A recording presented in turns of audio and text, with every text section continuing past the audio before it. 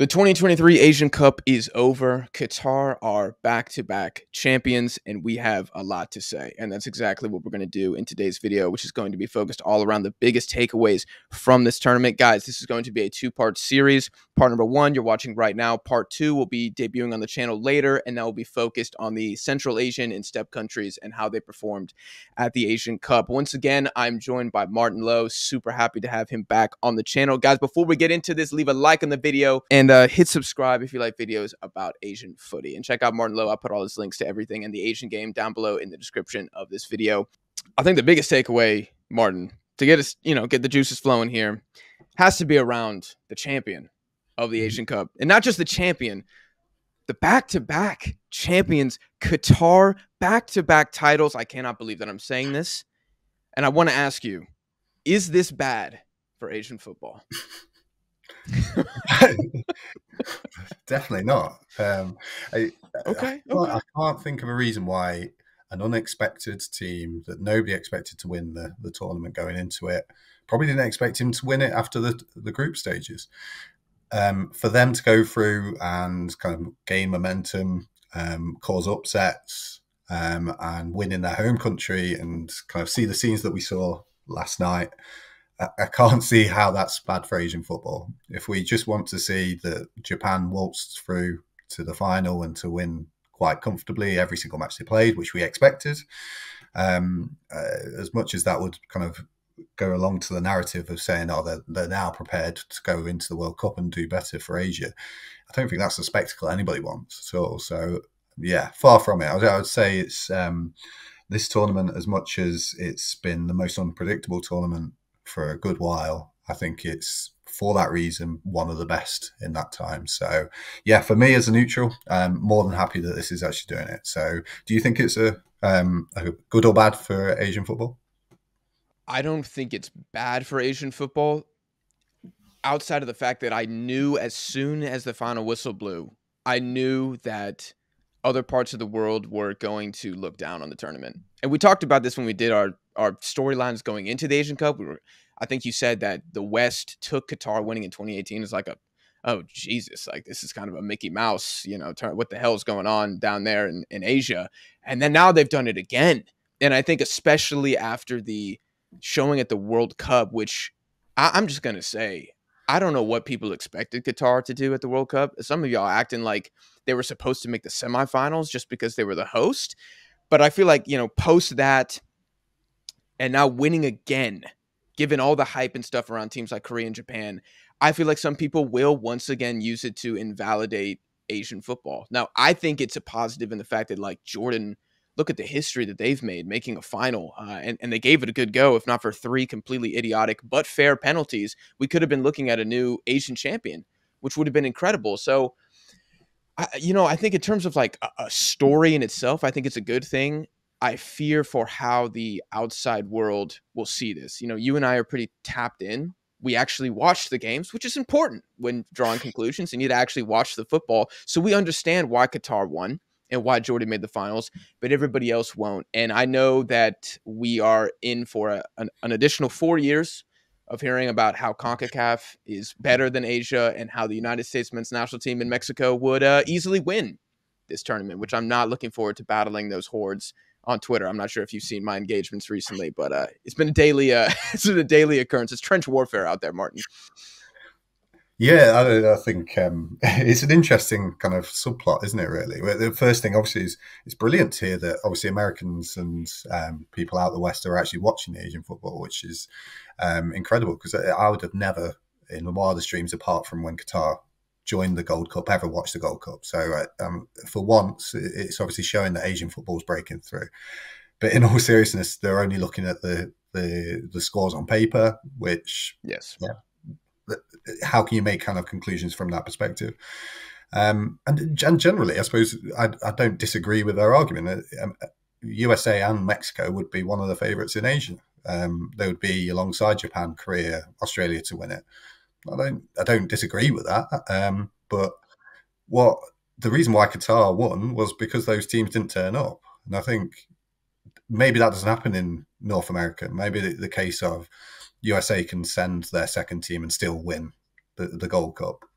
That's fair enough. But Japan can't do that. Japan had to be on their A game, and they weren't, and they were beaten by Iran, and then Iran weren't on their game when they played against Qatar. So that's the way it is. But if everyone played at 100%, yeah, too right. Japan, Korea, etc. would have won. USA, Mexico would be in that kind of group.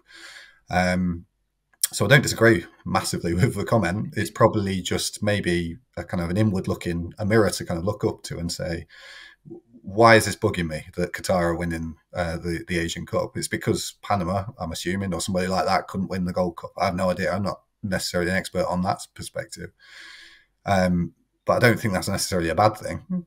It doesn't make Japan, Korea, or Asian football bad overnight. And on paper, they would contest quite handsomely with USA, who are at the moment quite above them on that kind of standpoint.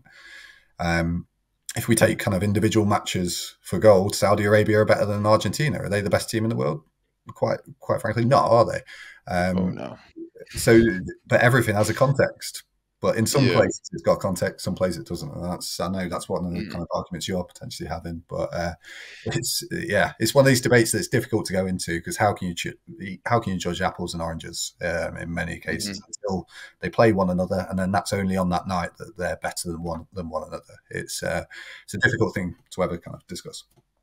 Yeah, it is. And I agree with the sentiment that the big North American teams would be in contention for the Asian Cup. I just really don't like the disparaging comments towards Asian football, or like the nose up, like, oh gosh, we would waltz to the final. Or I saw some people completely disrespectful comments talking about teams like Honduras would make it to the final. And I'm just like, at that point you gotta turn off Twitter and you can't even fight it. But I do agree that, the big teams from both regions are fairly even in power level. But to close the circle here, I don't think that you can use Qatar winning without any context as proof that Asia is a weak federation. And kind of going a little deeper here, I think Qatar, when I look at their victorious campaign, and you tell me how you feel about this, I do feel like they got lucky. I do feel like they rode their luck. But that's nothing new. This is not unique to Qatar. I mean, you could say Greece got lucky at the Euros when they won it. Chile probably have gotten lucky at the Copa Americas when they won it. Sometimes you kind of need luck.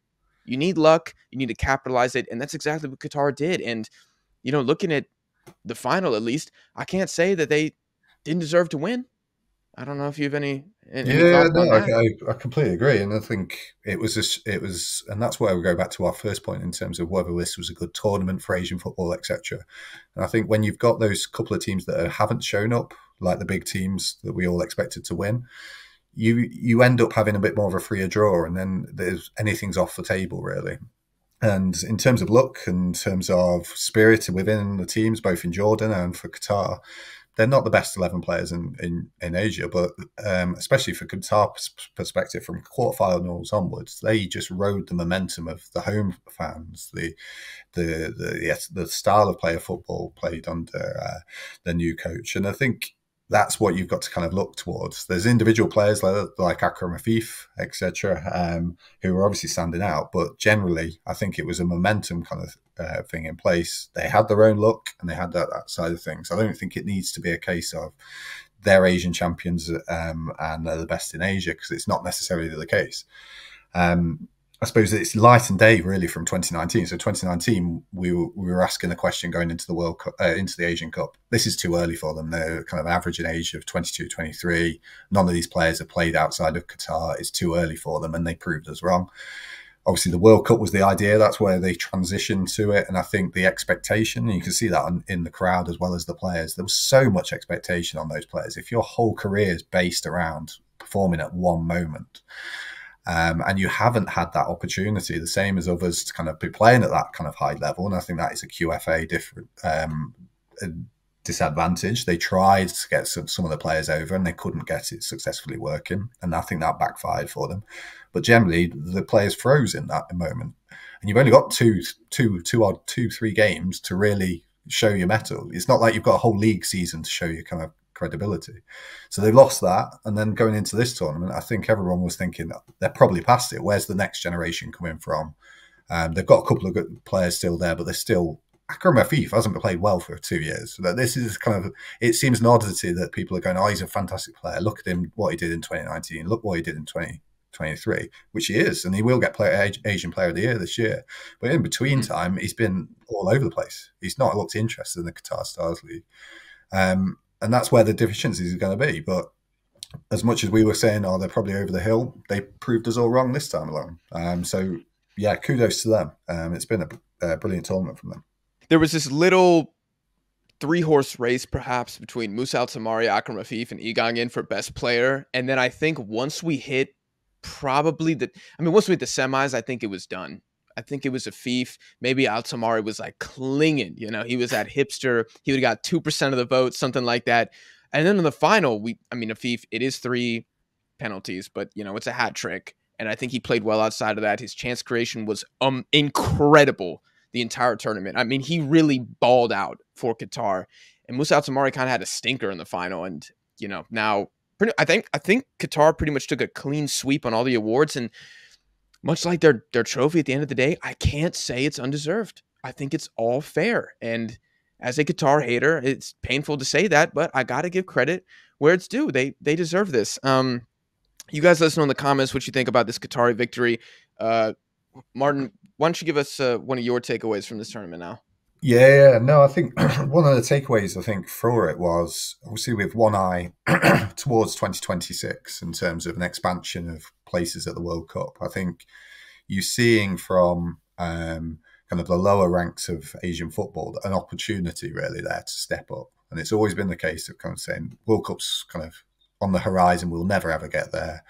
Asian Cup, we're never going to win the Asian Cup. And I think you've seen cracks emerge within the top teams, even though we've had that kind of probably one of the better World Cups on paper for Asian football for a long time. And I think that's all to do with kind of expansion and more opportunities for these teams to actually play against one another. And you've seen that through the tournament. Teams started to go through it that you wouldn't have expected previously before. Malaysia kind of took a go, Korea. Iraq went to kind of toe-for-toe against Japan. These teams wanted to kind of go for it. And I think that's where we're seeing the kind of the change in Asian football that we may not be seeing in other parts of the country, in the world. And I think that's only going to get better as we get towards 2026. I'm sure you'll ask me a question at some point to kind of say, who would I pick as the kind of 8 best teams to go to the World Cup? And there's no guarantee that any of them, probably outside the top few, because I think they've got the strength and depth in paper that they can't not qualify given the amount of slots. But there's no guarantee that Qatar or Jordan might not even get through to the third round of World Cup. They could be out in a month's time, and they could not be able to lose the next game. Yeah. So I think it's well open, and that's one of my kind of key takeaways is that expansion has made this strength and depth in Asia a very scary proposition. So if we go back to the kind of the concern of some people on Twitter around North America being stronger than the AFC, I think over the next 10 years, we'll start to kind of see that kind of swinging significantly. A couple of things that are not necessarily going too right with the big teams and how the managers are setting up their play. But I think if you get the right people enrolled, I think the talent's there in Asian football to make a real big stand, really, to be honest. Well, I actually wasn't going to ask you, funny enough, about the expanded spots. That was going to be part 3. We're only doing 2 parts today. So that was going to be a future video. But to kind of go off what you just said, I feel like we're seeing something similar, I believe, in Asia to what we are kind of seeing in AFCON, where it's the smaller teams are now too good for the big teams to play 50% or 70% and kind of, moonwalk into the final. I think you're seeing Southeast Asia develop pretty quickly. Those teams are strong. I know they were riddled by injuries, but they still had 2 teams to make the round of 16. I mean, I didn't see that happening. Maybe Malaysia, if they didn't get absolutely cooked by Jordan in the first game, maybe they would have had some more momentum and possibly made the knockouts as well. So I do think we're seeing what is the expression? The tide that lifts all boats. I think we're kind of seeing that with Asian football, where you can't take these West Asian teams for granted. Just because they're players, you don't know their names and they play in West Asia, it doesn't mean they suck. And I think you're seeing their level get better. I think you're seeing them hire the right managers. And I think you're seeing the talent in Southeast Asia develop as well. So if what do we want to call them? The big 4, if the big 5, you throw Saudi Arabia in there, even though they're frauds. You want to say the Big Five in Asia, they got to watch out because their position is going to be challenged by these other teams going forward. And this is, I want to combine this with a takeaway / question that I had for later on, and that is about the expanded Asian Cup. And I want to ask you about this because it seems like you've seesawed a little bit on this. You originally were like, I don't know if going from 16 to 24 teams is good. It seems to favor pragmatic football. But then in the article that you wrote today, I'll put the link in the description, I believe you called it a masterclass in legislative foresight. So what do we think? Is the expanded Asian Cup massive success? I seesaw on it still. I think the inclusion of 24 teams can only be a good thing, and you can see that now that there is a guaranteed kind of extra 8 places for teams to qualify, you've got a kind of a stepping stone there to kind of pull yourself in. In 2019, we had Turkmenistan, we had Yemen, we had Philippines. Though a lot of teams that very felt like they were minnows in terms of they kind of had that complex in terms of defensive football, keep the score down. I think there was only one 4-0 win in 2023, I think, whereas there was 5-6-0 games taking place in 2019, and that has changed, and it's completely changed in this perspective. I do think the format, unfortunately, still favours defensive football when you can get through on 3 points. Kyrgyzstan being the perfect example, which we may talk about in the when we get around to the Central Asian analysis, is a team that could have qualified through with 3 points and definitely didn't deserve that given their kind of promise beforehand. China would have got through with 3 0-0s if they clung on to a 0-0 against Qatar in the last game. I don't think that desire, that kind of promotion allows for positive football. I'd prefer not having a round of 16 and go straight down into the quarterfinals. And you'd promote all the top teams and then the best ranking second teams, as the ACL works, the Champions League works in Asia.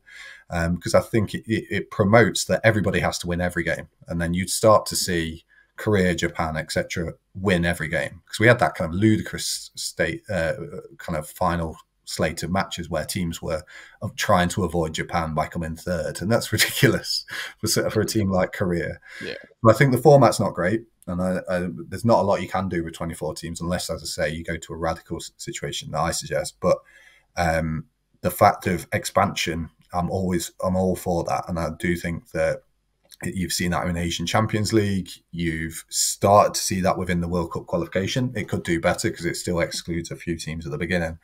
But it demonstrably makes teams better and it makes the world better. And you'll see that in the World Cup as well. And I think the expanded World Cup is ludicrous in the amount of teams and the amount how it's going to be ridiculous across the stretch of North America to do. But in terms of football, the quality of those teams is going to come through. It just needs a little bit more thinking in terms of the strategy around the formats for me. Do you think we've seen the end of Asian Cup expansion? Do you think we'll get to a point where it's 32? It's probably not, to be honest. So who probably have a little bit more expansion would make sense because it's only going to have more pressure as it's going along. Nobody really likes 24 teams. And as history shows from World Cup or Euros or anything like that, everybody starts small and then it just gets bigger and bigger and bigger. Nobody goes backwards. And as I say, the quality of football will improve. The teams will miss out on qualifying for the next Asian Cup. There'll be a big surprise next. Whereas this year there wasn't a massive surprise because you needed to do a hell of a lot to not qualify.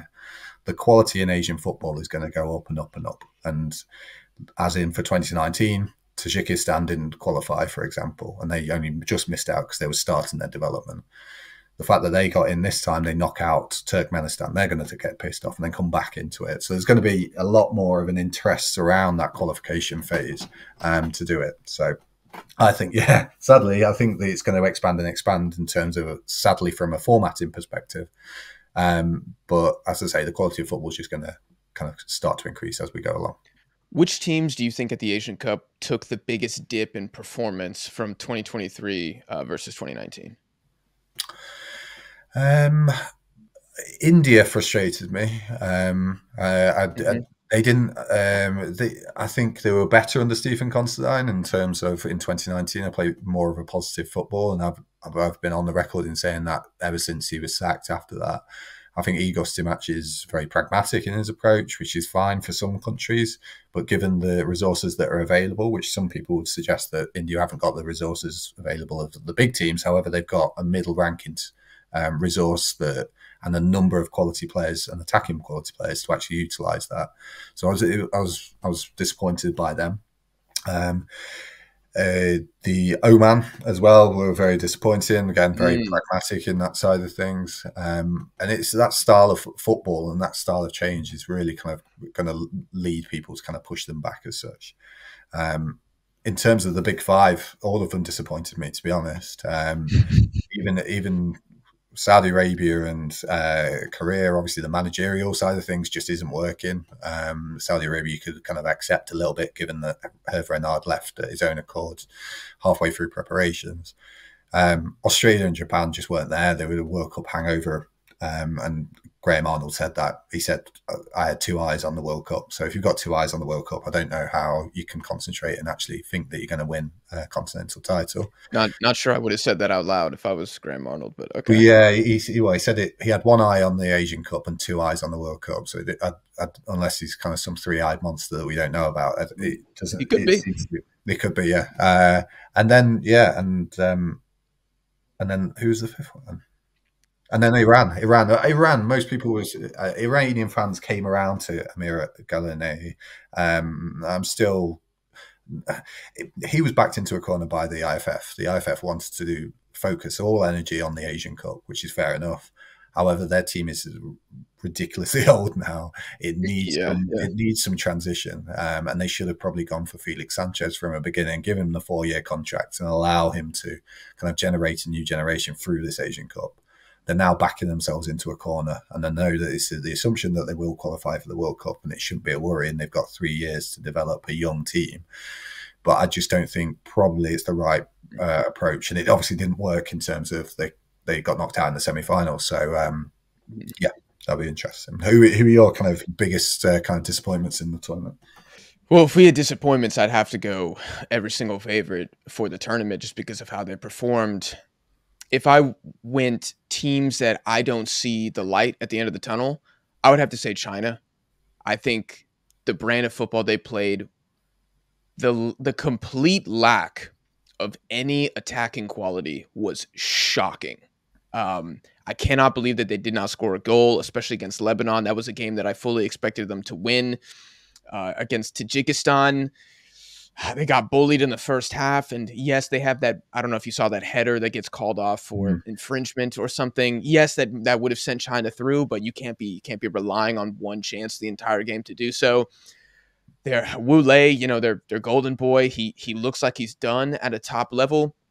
I thought the center backs looked pretty good and one of their fullbacks, but outside of that, I mean, I don't know where China goes from here. Another team, Oman. I completely agree with you. I could not believe my eyes when I was watching them arguably play Thailand for a draw. It was like, what am I watching here? Like, with all due respect to Ishii in Thailand, who I thought had a very impressive Asian Cup, for the likes of Oman, who narrowly missed out on the World Cup, to be that defensive against Thailand, I thought was inexcusable. A big talking point that we've kind of touched on already has to do with the big teams, and it is that every big profile coach at this tournament failed. They pretty much all failed. I have a hot take for the one who maybe failed the least, and that would be Graham Arnold, in my opinion. If there's like the coaches of the big five, and in terms of like they need to go, they did all right, and like they're safe, I would probably put Gallinois safe. I'd probably put Mancini and Arnold in that kind of middle tier. And then the have to go, I would go Klinsmann and Moriyasu. Would you agree with that hierarchy of hot seats? Well, yeah, Gallinari, his contract only ran until the end of the Asian Cup. That was the whole idea in terms of they were readjusting it. But he has been given an extension, so they've kind of trusted him to kind of go further. So he's done enough, which I'm still a little bit, as I mentioned, I'd have preferred somebody like Felix Sanchez to have a bit more of a longer term steer at it. But that's for others to disagree. In terms of those that need to go, I think Jurgen Klinsmann just it's been an appointment disaster from the beginning. When you bring him in kind of a month or two after him snidely, ignorantly, however you want to have a go at Iranian culture, when he was on TV during the World Cup, and then comes into the Korean job, promises to stay in Korea, but now barely watches the K-League, let alone actually comes over and travels over. It was clear ahead of the Asian Cup it wasn't going well, and the Asian Cup made it worse.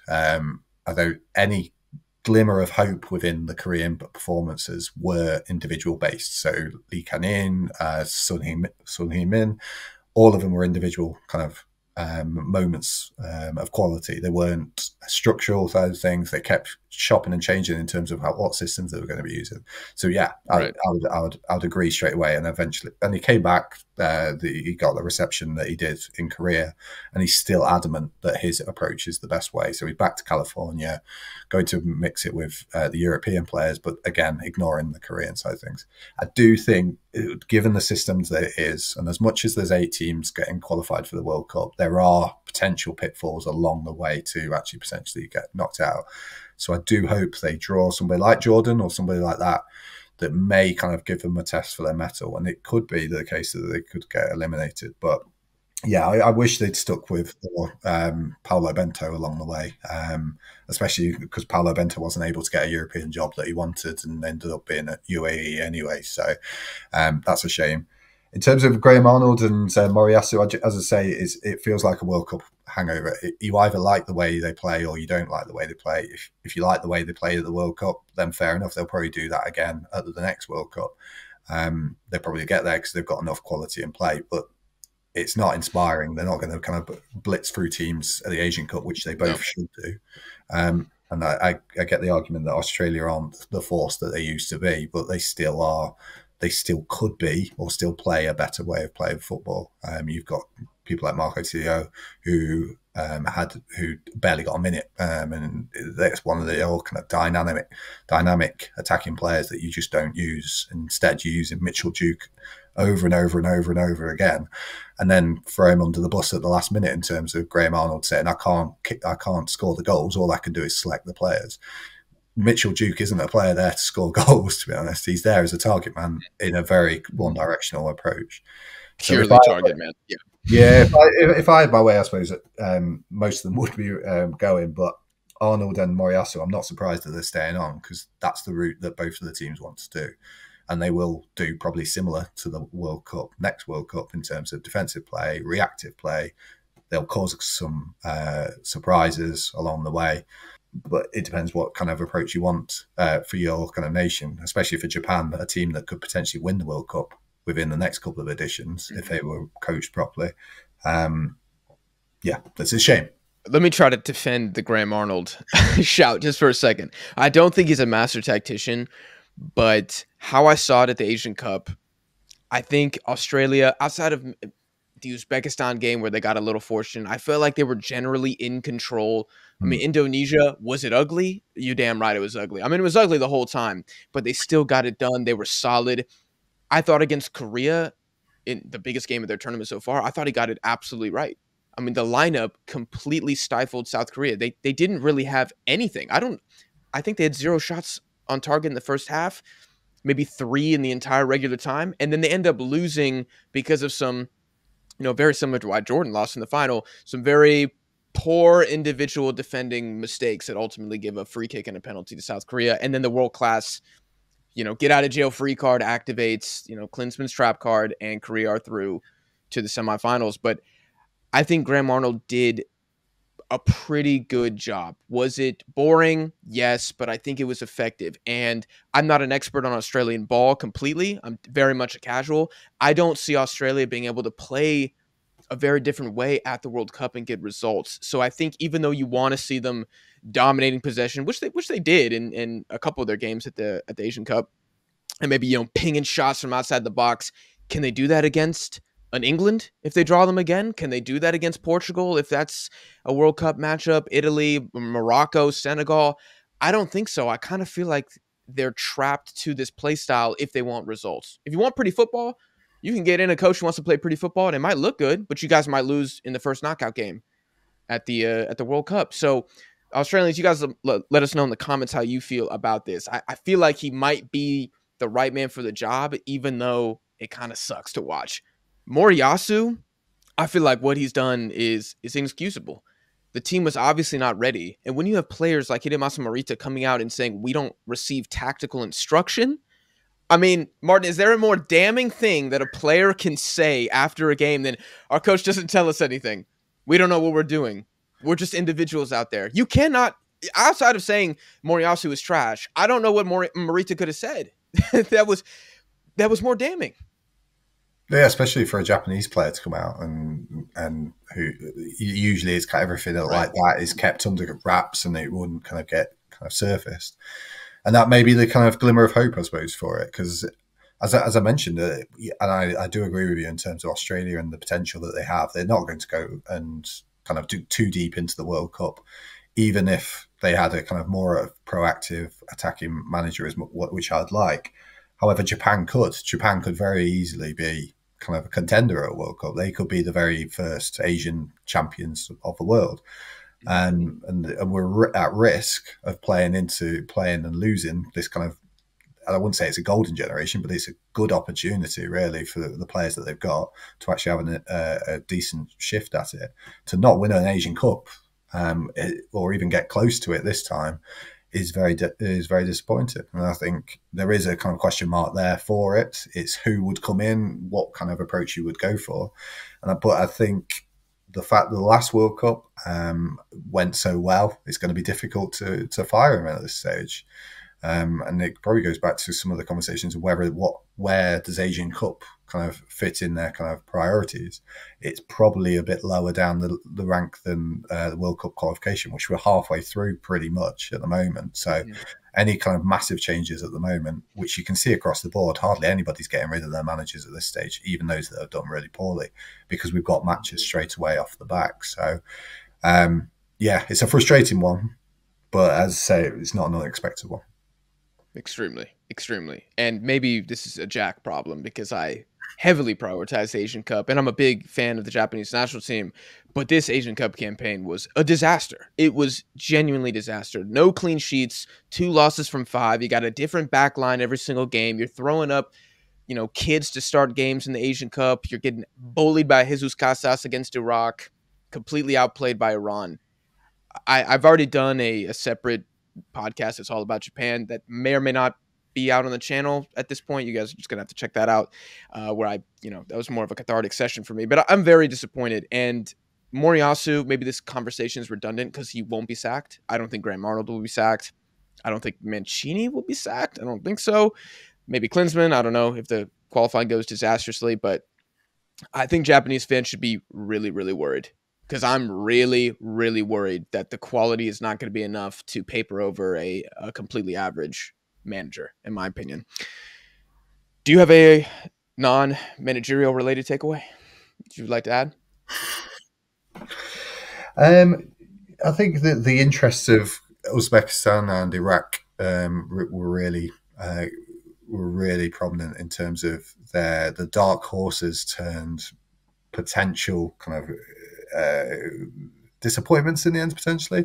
Both of them came into it, and I think they've got massive potential ahead of qualification for the World Cup. This was probably going to be too soon, so it was quite nice to see that Iraq, especially in those first few matches, really took the game to their opponents. The attacking quality that they've got, the Ali Hassim, Zidane Iqbal, those sorts of players that are going to come through the system over the next 4 or 5 years are going to be really going to put them on their map.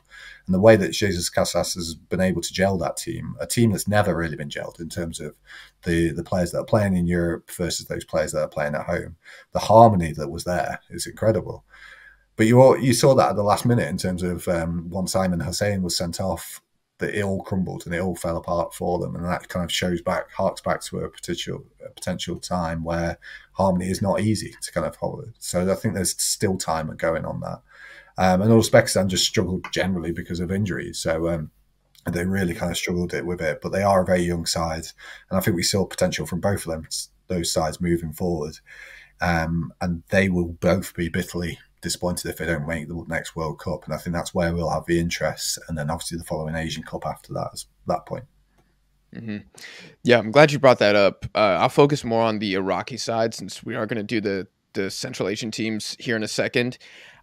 I thought this was maybe a hot take, push back if you need to, but I thought Iraq actually played arguably the second best football of anybody at the Asian Cup, which is crazy because they went out in the round of 16. But if you just look at their games, how Jesus Casas had them firing was incredible. Like, I think it was a disservice in some ways, although Jordan, I thought, played really good ball too, that we didn't get to see more games from Iraq. Because they really, if we're talking about a team that deserved to go further, did Korea deserve to go further? No, I wouldn't say so. Did Japan deserve to go further? Probably not. I think Iraq genuinely deserved more games at this Asian Cup. And that was part of my broader takeaway, that the West Asian teams were playing better football than the East Asians, like hands down in this tournament. Tactically, in terms of effort, I thought the managers outclassed the East Asian managers. I was very, very impressed with how that subsection of Asia performed. And Iraq are one of the main reasons for that. And, you know, Jordan probably the team that I would say played the best football in terms of they just stuck to the game plan so well, that high press counterattack. I mean, it was beautiful to watch. I don't know if there's like a manager award for the Asian Cup, but I did think that Hussein Amuta from Jordan probably should have walked away with that. Do you think it's fair to say that Iran, of the big boys, were the strongest team overall? It's difficult to say. I think they had it was a very kind of oscillating side of things, and I think somebody really picked it up quite early on in terms of somebody on Twitter saying they played well and then they played badly, played well then badly. So every time they kind of expected to go out, so they're going to expect to go out against Japan, they were like, well, wait a second, we've done this kind of oscillating. We'll have a great game this time, and they did. But then they said, wait a second, we'll have a bad game in the next game, sort of thing. So that's why they went out, and I think they never had that consistency for more than one game. It was back to being kind of a concern. True. And yeah, as much as Gallinari was able to kind of instill that kind of quality and that kind of belief within the team, which some have questioned that hasn't been around since Kyrgios or even before that, I think that inconsistency sometimes, and I think that lack of maybe trust in some of the younger players. So we didn't see Galazade too much. Gallinari was yeah, I think there are probably little bits that I would like to take from it. So yeah, I think it's a bit of a muchness. They did make it through to the semi-finals and probably had one or two performances better than others. But I think all in all, I think they should have probably got to the final, as most of them should. If one of these teams was on form and had the kind of backing of the manager who's really in form as well, they would have won the tournament for me. I still think that would have been the case. I don't think this was Qatar's or Jordan playing above and beyond what their capabilities and beating everybody on the field, which happened in 2019 with Qatar. I think this was a case, unfortunately, that the Big Five fell apart, really. And if any of them were on the game, they would have won the championship. Why do you think the West Asian teams looked so good compared to the East Asian teams? Is it simply the managers are just clueless on one side? Is it tactics? How would you explain that to somebody who maybe didn't watch this tournament? Yeah, I think it's individual context, because you could bring up UAE, you could bring Oman into the mix, and they were terrible. It is individual context, I think, essentially. I think Casas is building something at Iraq. Amuta is going to have a similar thing with Jordan. Qatar, I don't think it was necessarily a coaching situation. I think it was just that relief of coming out of it after the pressure of 2022, and the crowd really got behind them. They really had that side of things. So yeah, from the East Asian point of view, I think it's just a slight bit of rut with the managers in place. You can point to Klinsmann, you can point to Moriyasu. I'd prefer an attacking kind of mindset from some of the smaller ones, and I think Thailand could be one of the kind of key teams to be challenging for World Cup qualification, but there's still something holding back for me on that. So in terms of kind of what's happening in West Asia, what's happening in East Asia, one of the key things is obviously you had more fans in the stadium, you had more support on that, and that's obviously going to play into your your wheelhouse. But I think individually, if you look at individual teams, there's a context piece in terms of managerial, bringing through the right players at the right time. Mm-hmm. I wanted to ask you because I have a very different opinion from most people regarding Paolo Bento, and you mentioned UAE having a disappointing tournament. I'm not totally on the Paolo Bento bandwagon. I'm not on that hype train yet. I don't think he's a terrible manager, but I still don't know how to feel. I felt like at Korea it was very conflicting at times. Do you attribute UAE going out? Do you think that's a Bento issue? Do you think it was, I believe Ramadan, one of their better players, got hurt like 15th minute or something against Tajikistan? They seemed to look awful as soon as that man went down. What would you attribute UAE to being a disappointment? Because I do think a lot of people had them as a potential dark horse, and to lose to debutants Tajikistan is not how most people expected their Asian Cup to end.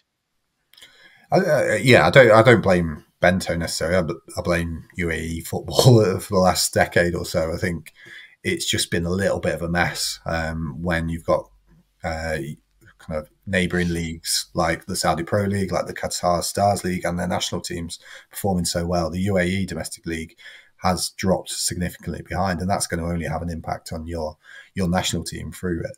They've kind of held on hope to the couple of golden generation that have still knocked around. Omar Abdulrahman's gone, way gone now, but Ali Magout, we're still expecting him to kind of save the team from something. He's getting to the stage where he can't be relied upon on every single tournament and being in that form. And instead of that, they've turned to nationalisation through Caio and Fabio Lima, who I don't think are necessarily the kind of the starters that it should be. There seems to be something slightly iffy around that as well. Paolo Bento itself, he's good at structural. I like yourself in terms of I'm not kind of blown away that he's the best manager in the world. I just think he was able to kind of get the right players playing the right thing at Korea, and that's all you kind of need to do. And as we kind of saw for most of this Asian Cup, if you get them in the right positions, you've got a hell of a lot of quality there. And he was able to kind of consistently grow something at Korea. That might happen in UAE, but I just think it's so much of a mess at the moment. It really needs a good shaking from the foundations and starting again. Okay, last question for you. Who's the one player from this Asian Cup that really surprised you with how they performed in a positive sense? In a positive sense. Yeah, not like, oh my gosh, he is so much worse than I ever thought. I suppose we will kind of focus more on the Qataris, I suppose, because of they were such a surprise from it in terms of from 2022 to this point. We were so kind of taken aback and kind of where we were at with them. So individually within that team, that Mohamed Wad has been one of my favourite kind of players of the tournament. Didn't expect him to be playing left wing back. I don't think he's ever played left wing back before, but he was fantastic wherever he played. He was mostly playing left wing back, but more sometimes in centre midfield. He's been one of those players, I suppose, that's been endemic of Qatari football. Probably too young to really be considered a kind of key player for the 2022 World Cup. I don't think he was in the squad for the 2019. So he's kind of in that kind of age bracket where he's felt the success of the 2019 Asian Cup, the failure of the 2022 World Cup. A lot's built on him in terms of how good he is as a player. And he's been kind of part of that kind of disappointment. Probably I've kind of misconception with him in terms of affixing him with that kind of disappointment. But I thought he was fantastic. I thought he was really quality player. And then we talk around Akram Afif, Almoz Ali, etc., going to Europe. I think somebody like Mohamed Awad, who not necessarily the most flashy of players, but I think he was really, really effective wherever he played. And it was really pleasing to see. How about yourself? Yeah, I would agree. I think there's a very strong argument. Mohamed Wad, best 11 of the tournament. I'm curious if he makes that inclusion when it's released. I don't know if it's released yet. I haven't been on Twitter today. I'm too exhausted fighting the CONCACAF trolls. But what I thought was interesting about Mohamed Wad and a couple other Qatari players was they were kind of intro to the national team at the last Gold Cup via Kirosh. And you saw guys like that, Tarek, Abdurrazak, Wad. I just want to put that out there, congratulate the Qataris, because I think they approached the Gold Cup the right way, kind of brought a younger squad, got them introduced to knockout football. Almoz Ali was in that squad, but he didn't play until they had so many suspensions that he had to play. Quiroz was like, "You're about to play center back, son." And I think we saw that pay dividends. You know, despite them being young players, they performed very well. Maybe not Abdurrazak. I was actually a little disappointed with him. But if there was one player that I did not know this man existed, Yazan Al-Namat from Jordan, baller. That guy is a stud. I had heard the whispers of Musa Al-Tamari. You know, I'd seen him, you know, Streets Won't Forget compilation, like this guy's in France, Montpellier. He's a stud. I think you might have even brought him up to me at one point, either in a DM or on the last episode. So I kind of had a little bit of a, you know, the eye of Sauron on him, but I was not looking at this Yazan guy at all. And I was so impressed at the technical ability of this guy. Owan's another great shout. I didn't know who that guy was, but just look at Yazan's goal in the final. The way he brings the ball down with his right foot behind his back, turns, shoots with the other foot, top left, I think is where the ball ends up. It's a ridiculous goal. It's a ridiculous goal. And he was doing stuff like that all tournament. He's a striker. I don't know if he always plays striker for his club, but he loves to dribble his defender. And most of the time beats the first one with ease, I might add. I mean, you need 2-3 guys to contain him. I think the Koreans are going to have nightmares about Yazan for the next 10 years. How that guy absolutely pillaged that back line. But that would be the shout from me. Mohamed Wad, though, great. I like that you also kind of like a wingback defender. You know, defenders get no love. I thought he had a phenomenal tournament. Absolutely phenomenal. You guys let us know in the comments which player stood out to you. And we're going to end this episode there, guys. If you're listening on streaming platforms, give the podcast a 5-star rating. Make sure you check out Martin Lowe, all his social media links in the description of this video. Leave a like if you enjoyed, and we'll see you on part 2.